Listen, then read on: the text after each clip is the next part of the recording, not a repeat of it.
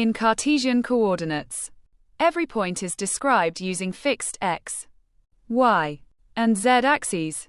These axes tell us where a particle is located in space. However, they do not directly reveal how a curve bends or twists. To understand the local geometry of a curve, we introduce the Frenet frame.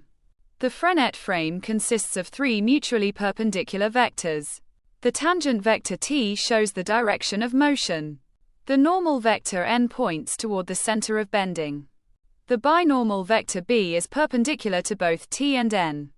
Unlike Cartesian axes, the TNB frame moves with the particle. It provides a natural coordinate system attached to the curve itself. Using the TNB frame, we can define curvature and torsion.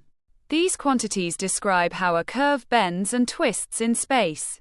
That is why the TNB frame is fundamental in differential geometry.